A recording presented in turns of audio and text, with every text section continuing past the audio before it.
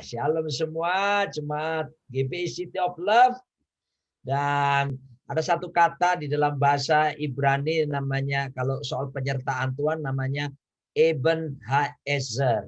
Eben Haezer. Artinya sampai di sini Tuhan menyertai kita. Ya. Jadi kalau sampai hari ini Tuhan menyertai kita, wonderful. Ya, itu orang bilang sekarang sehat itu udah luar biasa, itu kekayaan. Dan kita percaya bukan cuma sampai hari ini Tuhan menyertai kita, tapi seterusnya di depan kita. Sebab Tuhan kita yang kita sembah itu Immanuel, yang selalu menjamin beserta dengan setiap kita. Bapak Ibu dikasih Tuhan, kita masih tetap dalam suasana pandemi ini, tapi saya tetap ingatkan dari apa yang pernah saya sampaikan tahun lalu, kita harus merubah pandemi menjadi akademi. Lagi ya, dari pandemi menjadi akademi. Maksudnya apa? Kalau bicara akademi, karena ini sekarang banyak work from home, ini kesempatan kita belajar banyak, kita baca firman Tuhan lebih banyak, kita bersekutu lebih banyak lagi, kita memberi waktu lebih banyak lagi, ya, supaya apa?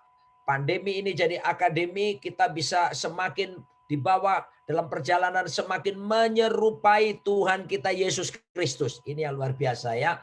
Karena itulah that's the goal, the main goal of our life. Tujuan utama hidup kita menjadi serupa seperti Tuhan Yesus Kristus. Saya baru pulang dari Amerika dan minggu lalu menjalani karantina di hotel 5 hari. Dan saudaraku, saya mau bilang ini pandemi ini, virus ini kan kecil gak kelihatan ya. Tapi bikin pusing seluruh dunia. 216 negara lebih pusing hari ini. Saya dari terbang ya, dari tahun Desember kemarin saya berangkat karena kami ada 6 cabang gereja di Amerika di berbagai kota. Jadi saya harus melayani Natal di sana, Tahun Baru di sana, dan juga meresmikan ada satu, Tuhan berkati, satu gedung gereja ya di daerah Dover di New Hampshire yang 1,5 jam dari Boston. Dan saudara, saya terkejut karena Lex ya, Los Angeles Airport di mana saya mendarat pertama kali, itu biasanya antrian panjang gitu ya. Ini sama sekali gak ada antriannya di imigrasi, dan bahkan yang mengejutkan gak ada petugas yang jagain custom. Jadi gak ada pemeriksaan bagasi. Wow, saudaraku, itu sepi semua toko-tokonya. Kemarin saya berangkat balik juga ke Indonesia lewat Lex lagi. Itu toko-toko tutup, sepi pipi, saudaraku. Narita Tokyo waktu saya transit pun, astaga saudaraku, betul-betul sepi. Saudaraku dikasih Tuhan, kita lihat pandemi ini membawa dampak, memaksa kita, tanda petik, memaksa kita melakukan riset kembali. Ya, reset, harus meriset bagaimana pola hidup kita, bagaimana hubungan pribadi dengan Tuhan harus diriset agar supaya sungguh-sungguh setiap kita, biasanya kita terbiasa ketemu di gereja, aktivitas rame-rame, malah sekarang dianjurkan untuk tidak bisa melakukan karena sekarang ada klaster keluarga lah, klaster ibadah dan sebagainya. Jadi harus riset kita ini agar supaya apa? Ini memaksa kita untuk masing-masing menemukan cara yang terbaik untuk bisa mengalami Tuhan. Ya, kalau biasanya bisa rame-rame di gereja, tersentuh dengan praise and worship, ya suasana itu terbangun, sekarang nggak bisa lagi. Maka itu memaksa kita harus riset kembali. Supaya apa? Supaya pikiran kita ini disesuaikan dengan pikiran Kristus. Kehendak kita disesuaikan dengan kehendak Tuhan. Mau nggak mau kita harus meriset semuanya. Dan saat ini pun saya mau sharingkan firman yang terambil dalam Injil Matius pasal yang ke-13. Ayat yang ke-33. Tuhan tetap menginginkan di tengah keadaan yang serba sulit ini, kita tetap menyatakan pengaruh kerajaan Allah bagi dunia. Sebab kita ini sebetulnya pendatang-pendatang di muka bumi. we all spiritual being. Ya, kita ini adalah makhluk rohani. Kita ini semua sebetulnya aliens yang diutus Tuhan ke dalam dunia ini, gitu ya. Boleh kasih tahu sebelah kiri kananmu, kamu alien. Kamu alien loh ya, aslimu bukan di bumi ini gitu ya. Kita dikirim ke planet bumi oleh Tuhan. Tujuannya untuk mempengaruhi bumi, mempengaruhi dunia ini. Ya, kita harus tahu bahwa punya mentalitas kita ini ada bukan untuk dipengaruhi, tapi kita ada untuk mempengaruhi dunia ini. Mari kita baca next slide. Injil Matius pasal yang ke-13 ayat yang ke-33. Saya akan sharing tentang karakteristik influencer, bagaimana kita orang-orang yang menyatakan pengaruh kerajaan Allah. Matius 13 ayat 33, 1, 2, 3. Kita baca sama-sama ya. Dan ia menceritakan perumpamaan ini juga kepada mereka. Hal kerajaan sorga itu seumpama ragi yang diambil seorang perempuan dan diadukkan ke dalam tepung terigu 3 sukat sampai kamir seluruhnya. Ya, sudah lihat ini bagaimana Tuhan memperumpamakan kita sebagai hal kerajaan Allah seperti ragi yang dimasukkan ke adonan. Dan kita harus ingat bahwa kedatangan Kristus ke dalam dunia bukan untuk membuat agama baru, tapi kedatangan Kristus dalam dunia adalah untuk membangun kembali kerajaan Allah supaya nyata di muka bumi ini. Apa bedanya kerajaan Allah dengan kerajaan sorga? Kalau bicara kerajaan sorga itu bicara it's a place, the center of the government of the kingdom of God. Itu pusat pemerintahan kerajaan sorga, yaitu di sorga. Tapi kalau bicara the kingdom of God, kerajaan Allah, itu berbicara tentang influence-nya, pengaruhnya. Bicara tentang dimensinya. Bicara tentang atmosfernya yang kita rasakan di muka bumi ini. Yang kita alami di muka bumi ini. Nah, saya ajak kita ke slide yang selanjutnya. Kita lihat. Tuhan ingin setiap kita. Jadi saya ajak kita riset untuk menyatakan pengaruh ini terus ya. Yang pertama, sudah tahu ragi itu tidak akan ada gunanya apabila kalau tetap di dalam kotaknya. Tetap di dalam pembungkusnya. Ragi nggak ada gunanya apa-apa. Boleh host, saya ingin melihat wajah-wajah semua, kembali ke halaman umum di mana saya bisa melihat semua wajah. Nah, saudaraku dikasih Tuhan, perhatikan, biasanya saya kalau ke Amerika gitu ya, karena anak-anak kami masih ada di sana, itu beberapa orang kan suka titip-titip gitu ya. Dan kadang-kala saudaraku ada bareng sama beberapa pekerja ke sana. Beberapa orang itu beli barang-barang merek tertentu gitu ya. Tapi ternyata saya perhatikan pembungkusnya itu juga bisa dijual loh.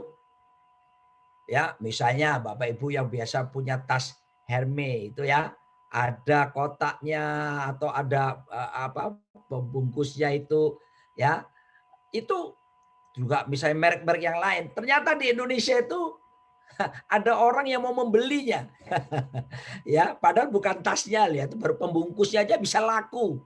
Ya, pembungkusnya boleh kelihatan mewah, tapi apa yang terjadi? Ragi kalau tetap dalam pembungkus nggak ada gunanya apa-apa.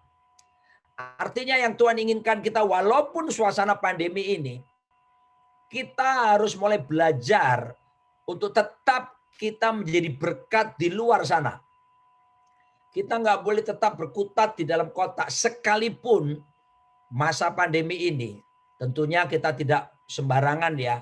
Kita mesti menggunakan protokol kesehatan dengan ketat, ya, memakai masker, mencuci tangan, menjaga jarak, menjauhi kerumunan, dan menjaga pas makan bersama. Itu hati-hati ya. Nah, mari kita perhatikan. Tetapi Tuhan ingin amanat agung Matius 28 ayat 19-20 tetap kita laksanakan. Yang berkata, karena itu pergilah, jadikanlah semua bangsa muridku. Dan baptislah mereka dalam nama Bapa, Putra, dan Roh Kudus. Dan ajarkanlah mereka melakukan segala sesuatu yang telah kuperintahkan kepadamu. Dan ketahuilah, aku menyertai kamu senantiasa sampai kepada akhir zaman. Jadi Tuhan inginkan kita tetap lewat program-program yang kita bangun dari gereja, lewat hidup kita, bagaimana kita terus harus menyatakan pengaruh menjadi berkat bagi banyak orang di luar. Kita bisa menggunakan sosial media kita, ya kan, menjangkau jiwa. Kita bisa pakai sosmed, kita bisa pakai fasilitas apapun. Kalaupun toh kita harus ketemu orang, tetap kita menggunakan protokol kesehatan dengan tepat. Tapi yang intinya adalah, yang esensinya adalah kita tetap harus menjadi berkat bagi banyak orang. Meninggalkan zona-zona kenyamanan pribadi kita untuk kita berani menyatakan tanggung jawab sebagai garam dan terang bagi dunia ini. Kita nggak boleh, jangan berdoa lagi jadikan aku garam atau jadikan aku terang. Karena kita adalah, you are the salt.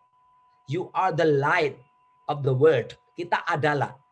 Tahun 2000 awal kami di Bali, waktu itu di pusat di Lembah Pujian, kami mengadakan konser Sukacita Penuaian, album Sukacita Penuaian. Mungkin Bapak Ibu sedikit tahu ya, di situ ada lagu-lagu yang sebab kau besar, perbuatanmu ajaib, tiada seperti engkau. Lalu ada salah satu lagu lagi yang orang suka sekali. Lagu itu begini. Jadikan aku bait suci-Mu yang kudus dan yang tiada bercelah. Ya, waktu itu saya nyanyikan lagu itu oke-oke aja ya, tapi berjalannya waktu, berjalan saya belajar firman, ya, belajar sama-sama Pak Timothy juga di sekolah Alkitab, ya. Saya menemukan saudaraku, lagu itu syairnya kurang tepat itu. Padahal 1 Korintus 3 ayat 16 berkata, tubuhmu bait Allah, Roh Kudus diam di dalam kamu. Kamu ini bait Allah. Tapi lagu itu berkata, jadikan aku bait suci. Kan aneh. Tuhan bilang tubuhmu bait Allah. Jadi bukan jadikan bait Allah lagi, sudah. Ya, our body is the temple of the Holy Spirit. Betul tidak? Ya, jadi lagu itu saya ganti sekarang. Kalau saya nyanyi lagu itu, aku adalah bait suci-Mu yang kudus dan yang tiada bercela. Nah, aku adalah, ya. Setiap kita bait suci Tuhan, setiap kita ini garam dan terang bagi dunia. Nah, Anda harus tahu bahwa kenapa Tuhan bilang begitu, supaya kita membawa pengaruh bagi dunia ini. Ya, tentunya tetap loh ya, di masa pandemi protokol kesehatan tetap dijaga. Ya, Saudara, beberapa cabang kami sudah mulai onsite ya, bahkan sudah bulan Juli kemarin kami udah onsite. Dan tentunya pakai protokol kesehatan ketat, pakai pendaftaran dulu yang mau kebaktian, kapasitas cuma 50% seperti itu. Kita jaga baik-baik hal seperti itu. Lalu kenapa saudaraku? Sebab saya pikir waktu itu, ya saya lihat banyak jemaat berani loh mereka ke mall-mall. Berani ke restoran, bisa ngobrol makan 1 jam. Tapi ke gereja nggak berani. Padahal kita perketat kebaktian ya. Akhirnya waktu itu kami buka dan mereka yang berani tentu yang usia yang di bawah 60 tahun dan di atas 12 tahun. Itu pada berkumpul dan puji Tuhan, Tuhan melindungi sejauh ini ada dalam perlindungan daripada Tuhan selama kita tertib itu. Tapi yang saya sharekan ini maksudnya begini. Kita juga harus mulai berpikir bagaimana kita kotak-kotak kita ini harus dibuka supaya kita ini bisa menyatakan tanggung jawab sebagai garam dan terang. Gunakan apa saja. Ya, mungkin kita nggak bisa keluar ke sana, tapi pakai saudaraku sosial media. Hari ini muncul YouTuber yang baru, influencer baru. Wah, saya lihat saudaraku, ya nggak apa-apa. Tuhan bisa pakai semua orang karena ini sekarang disebut All Saints Movement. Gerakan semua orang kudus ya, bukan cuma Kami hamba-hamba Tuhan yang dipakai Tuhan. Jemaat semua sekarang bisa melakukan yang hebat, saudaraku, bagi pekerjaan perluasan kerajaan Tuhan. Jadi mari, yang pertama kita mau sungguh-sungguh berani membuka kotak-kotak. Dan kita mau, saudaraku, lebih lagi menjadi berkat di luar sana bagi hormat kemuliaan nama Tuhan. Yang kedua, karakteristik daripada ragi. Yang kedua tuh ragi itu looks weak, kelihatan lemah, kecil, ya kan? Waduh, seperti tidak ada gunanya, saudaraku ya. Tapi saudaraku, kalau dimasukkan ke dalam adonan, lalu dia mempengaruhi seluruh adonan secara luar biasa. Kelihatan lemah. Oke, kita kembali ke halaman utama. Oh, Bapak Ibu kasih Tuhan, berapa banyak dunia melihat kita orang percaya minoritas gitu kan. Ya, nggak sepertinya kecil, tapi saya harus katakan kepada kita bahwa minoritas bersama Yesus Kristus kita menjadi mayoritas. Bukankah jaminan Alkitab berkata roh yang di dalammu lebih besar dari semua roh yang ada di dunia ini, bahkan iman kita mengalahkan dunia ini. Wow, saudaraku dikasih Tuhan, nggak apa-apa disepelekan oleh dunia, ya. Kalau orang Surabaya itu, karena saya besar di Surabaya, itu ada guyonannya ya, berkata begini, cili aree, sadu ane, gitu ya. Kecil orangnya, tendangannya men, gitu. Ya, oke nggak apa-apa. Mungkin kita dianggap kecil, kita nggak dianggap oleh dunia ini, tapi kita punya pengaruh yang secara perlahan tapi akhirnya mempengaruhi. Ragi itu mempengaruhi adonan nggak seketika. Ragi mempengaruhi adonan itu perlahan-lahan tapi pasti. Pastikan saudaraku dikasih Tuhan, kita menyatakan pengaruh kerajaan, menebarkan cinta kasih Kristus, menebarkan kebaikan kepada dunia ini, saudaraku, menyebarkan kebenaran kepada dunia ini. Perlahan namun pasti, saya percaya akumulasinya nanti akan ada perubahan secara luar biasa. Karena di depan mata kita nanti Alkitab mencatat ada satu kerajaan yang tak tergoncangkan akan dinyatakan di seluruh dunia. Sehingga setiap lutut akan bertelut, setiap lidah akan mengaku bahwa Yesus Kristus adalah Tuhan. Dan selama di bumi ini, itu nanti akan disebut kerajaan 1000 tahun damai. Bukan di surga sana, tapi masih di bumi. Jadi yang namanya kiamat masih lama ya. Kiamat masih lama. Nah, saudara dikasih Tuhan, mari kita bersama-sama ya melihat diri kita sekarang dalam perspektifnya Tuhan. Bahwa kita ini diberikan otoritas kuasa. Bayangin, iblis bisa pergi ketika anak Tuhan berkata, dalam nama Yesus setan keluar. Loh, kita ini menerima otoritas kerajaan sorga yang luar biasa. Ya, dan kita bisa menumpangkan tangan atas orang sakit sembuh. Ini luar biasa. Oleh sebab itu kita harus menyatakannya itu. Ya, tidak berfokus kepada diri kita, apalagi cuma minder melihat kekurangan diri kita. Ini saatnya kita betul-betul melihat bahwa bersama Yesus kita akan lakukan perkara yang besar.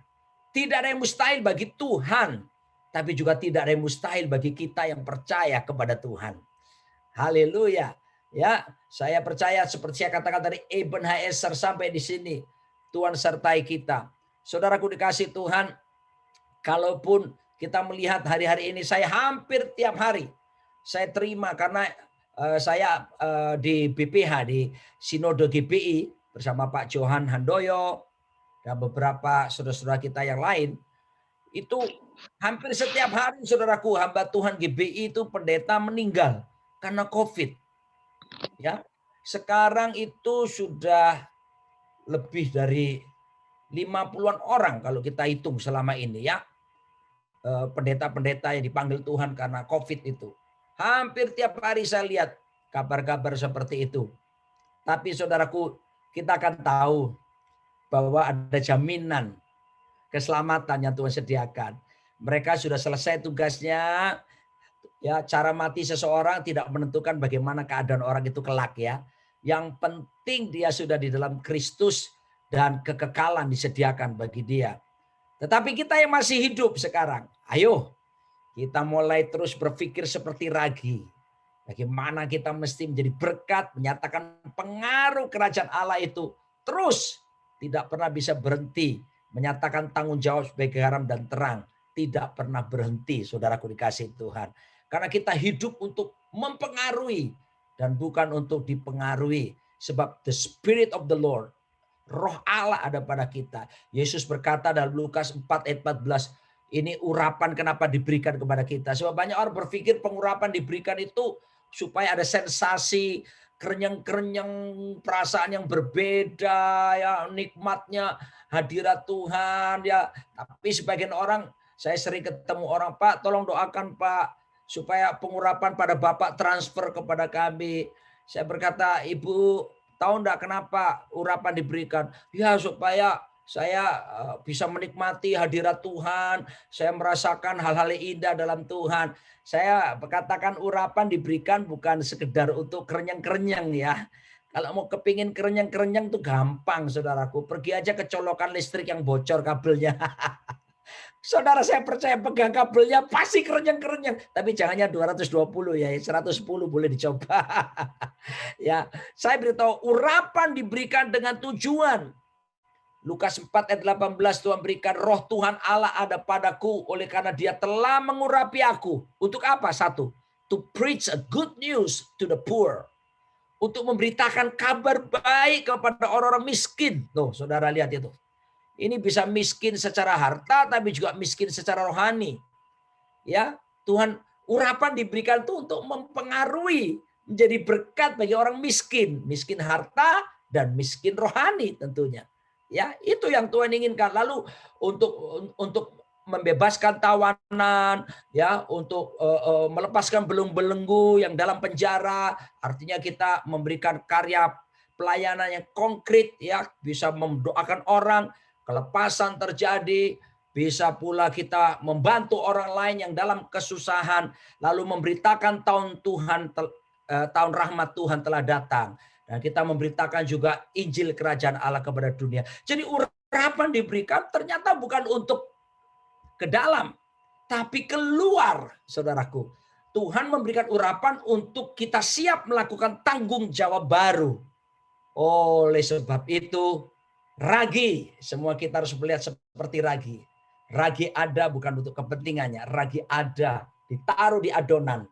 Ya, dia harus dipecahkan dari kotaknya, ditaruh di adonan, kelihatan kecil, tapi pengaruhnya gitu ya orang Jakarta bilang. Lalu kita lihat karakteristik yang selanjutnya, bagaimana dengan ragi itu sendiri. Ragi ini unik sekali, Bapak Ibu dikasih Tuhan. Saya tahu beberapa ibu-ibu di sini pasti banyak yang pinter buat roti kue ya.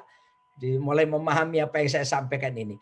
Dia tidak pernah terintimidasi dengan ukuran adonan atau besarnya adonan. Boleh kembali ke halaman utama. Dia tidak akan pernah terintimidasi. Sekalipun adonannya gede, raginya kecil dan sedikit, dia tidak pernah terintimidasi. Karena dia tahu dia ada untuk mempengaruhi. Dia ada untuk jadi berkat buat adonan. Dia ada untuk mengubahkan adonan segede apapun. Dia nggak akan terintimidasi. Sebab intimidasi, sekali lagi, itu roh jahat. Saya ulangi ya, intimidasi itu roh jahat. Yohanes 10 ayat 10 berkata, pencuri, yaitu iblis, mencuri, membunuh, membinasakan. Tetapi aku datang, kata Yesus, aku memberi hidup, supaya barang siapa yang memperolehnya akan memperoleh dalam segala kelimpahan. Wow, ya. Anda lihat ini, tolak itu intimidasi, kalahkan intimidasi, ancaman dunia. Waktu saya kemarin Joe Biden, ya, dia terpilih jadi presiden Amerika Serikat, dan bagaimana kerusuhan di gedung Kongres itu saya masih ada di sana.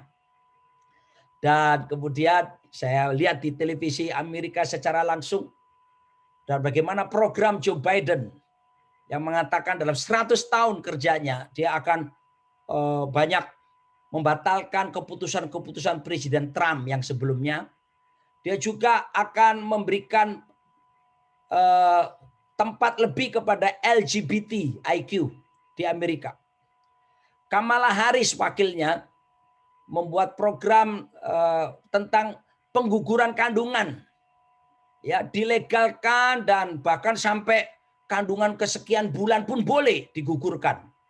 Disebut sebagai reproductive health care programnya.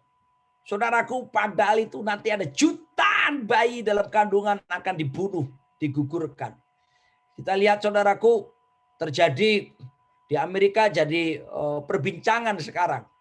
Bagaimana gereja mulai melihat bahwa itu akan ada aniaya yang terjadi buat gereja Tuhan di Amerika.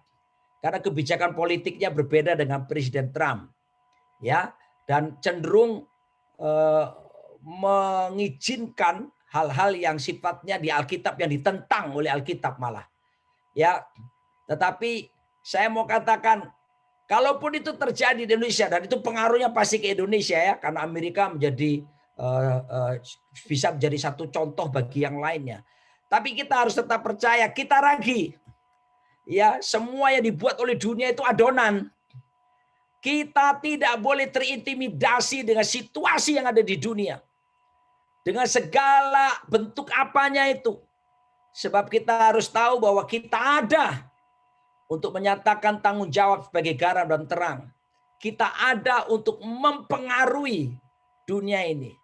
Ya, jadi kita tidak boleh menaruh mentalitas yang kalah dalam diri kita. Tapi kita tetap percaya di tengah situasi sulit, bahkan pandemi seperti ini, kita tetap bisa menjadi berkat. Kita bisa menyatakan pengaruh yang positif bagi dunia ini. Karena di dalam kita ada Roh Allah. Ada kuasa Roh Kudus. Ada hikmat dari Tuhan yang diberikan. Ada firman yang menjadi pegangan hidup kita. Wow. Ya, kita harus tahu bersama Yesus kita akan lakukan perkara yang besar. Dan kita punya keyakinan Tuhan yang kita sembah berjalan di depan kita.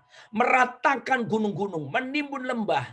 Ya, menghancurkan pintu-pintu tembaga dan palang-palang besi. Saudaraku dikasih Tuhan, kita juga nggak perlu takut.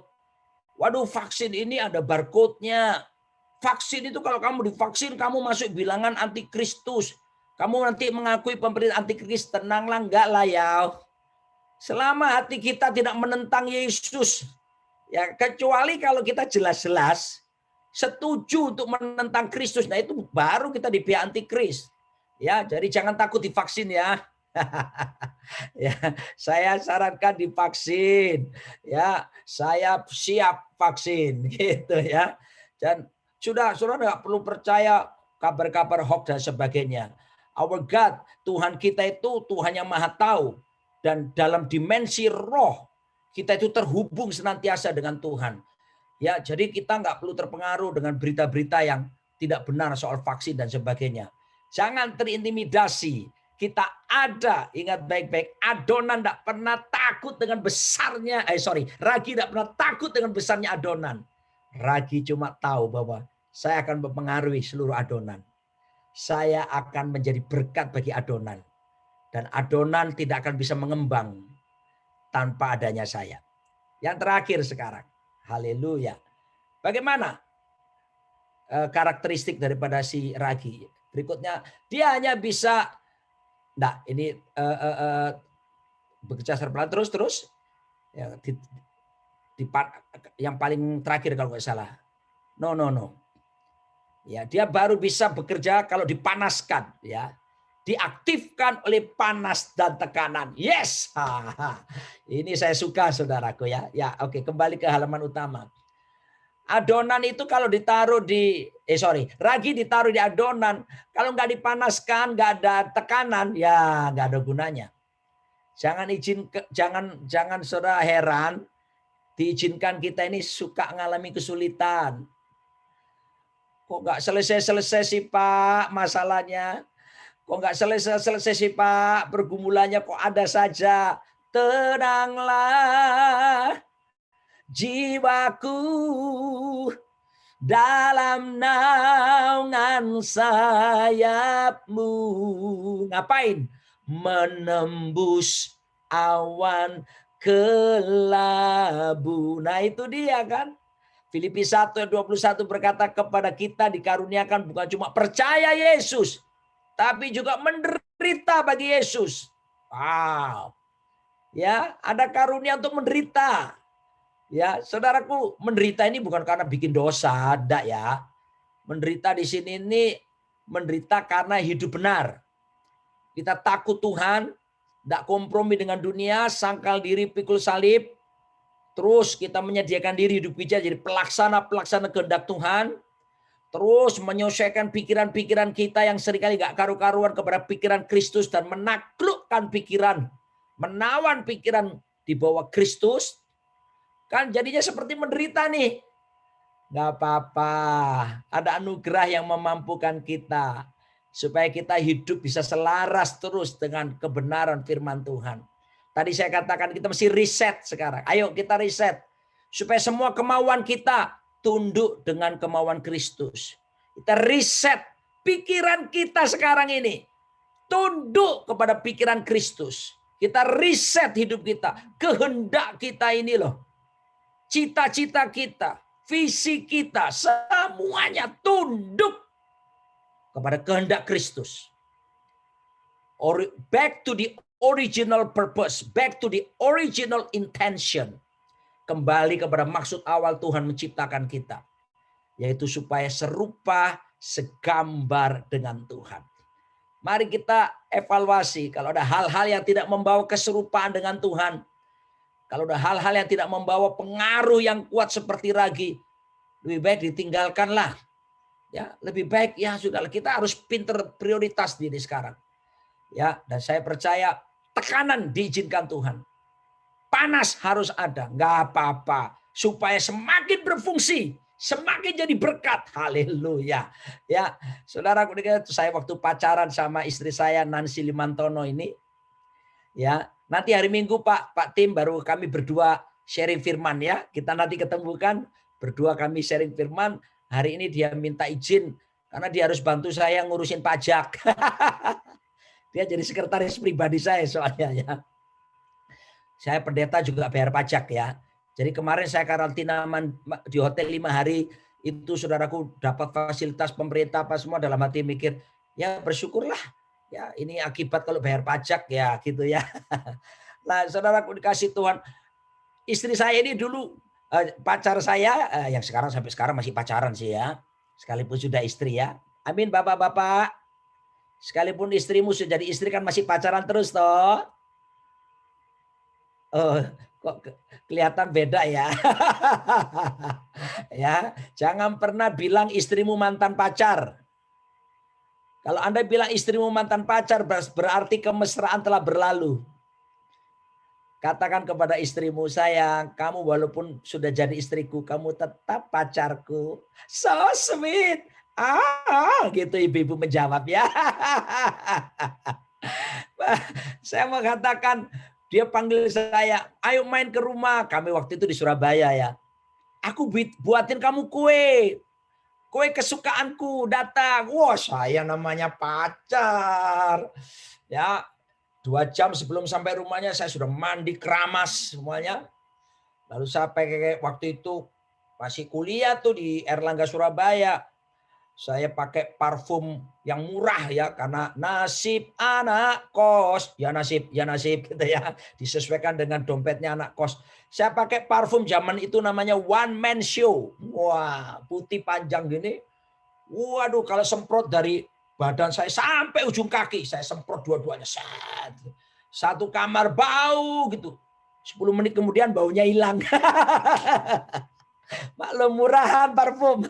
Kalau sekarang kan lain ya, parfum sekarang mah bunyinya juta, semprot sedikit di bawah telinga, tak seharian masih bau ya kan.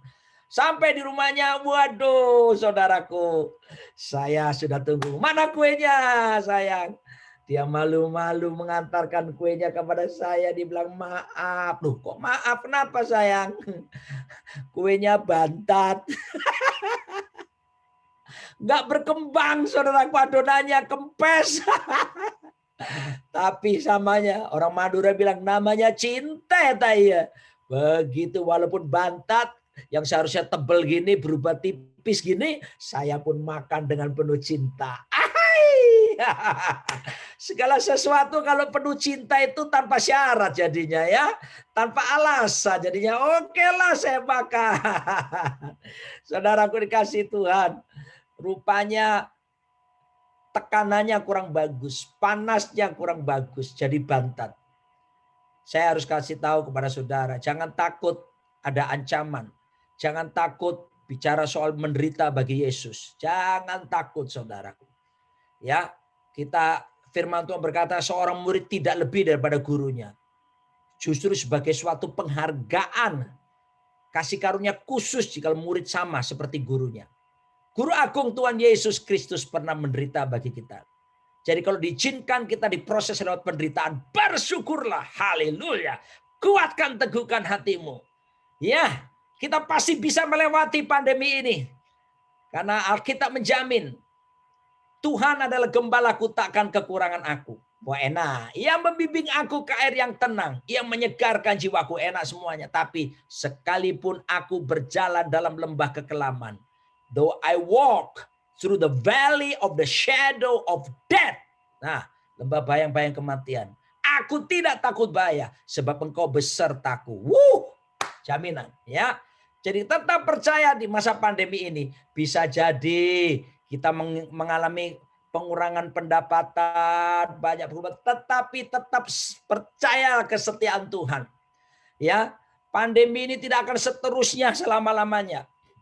Ya, walaupun memang vaksin baru menyebar sampai Desember. Kuatkan, teguhkan hati saudara. Tetap kita berpikir bagaimana jadi berkat, menyatakan pengaruh. Apa yang membedakan emas 18 karat dengan 24 karat? Salah satunya adalah lamanya pembakaran. Semakin lama dibakar, emas semakin murni. Unsur logam yang lain menguap. Enggak apa-apa kalau kita banyak pergumulan, banyak tantangan, ya.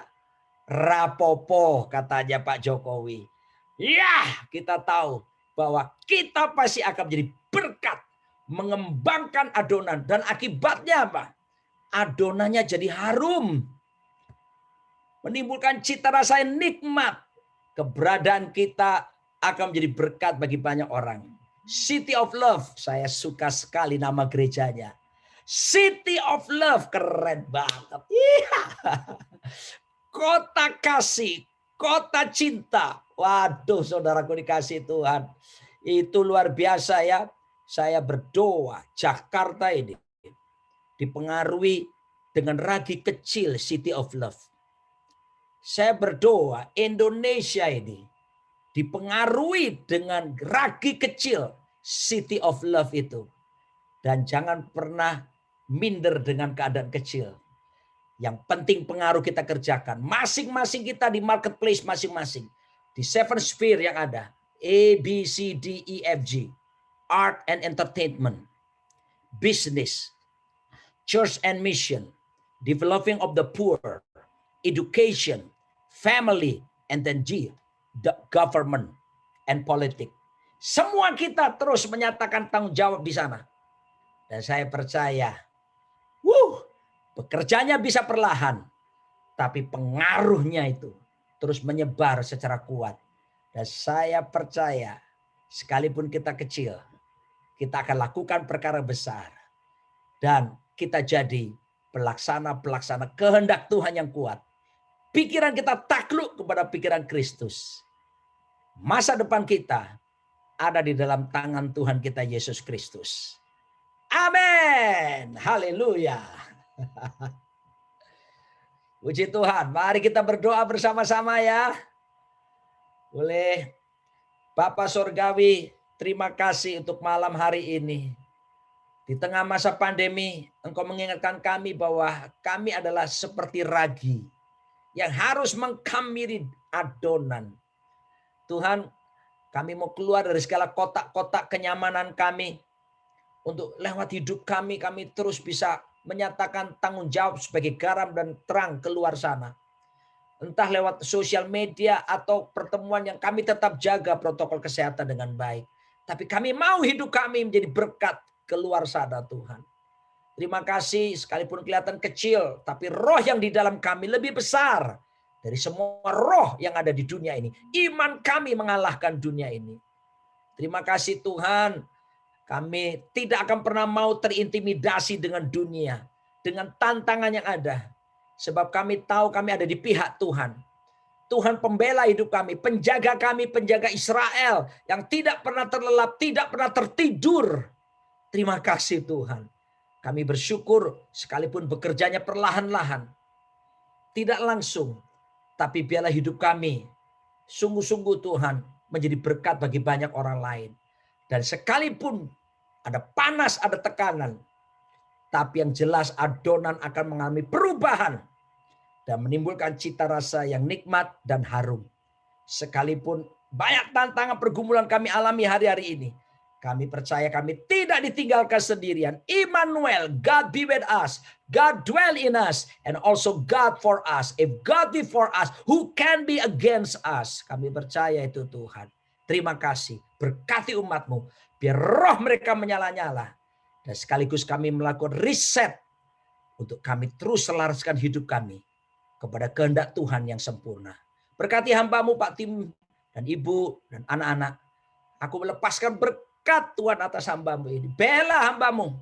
Bela dia Tuhan. Pimpin dia Tuhan. Hikmat yang datang dari atas itu. Yang murni itu mengalir. Dan setiap keputusannya dikeluarkan. Dipimpin penuh oleh Roh Kudus. Dan hamba-Mu akan memimpin sebuah pergerakan baru Tuhan. Sekalipun kelihatan kecil.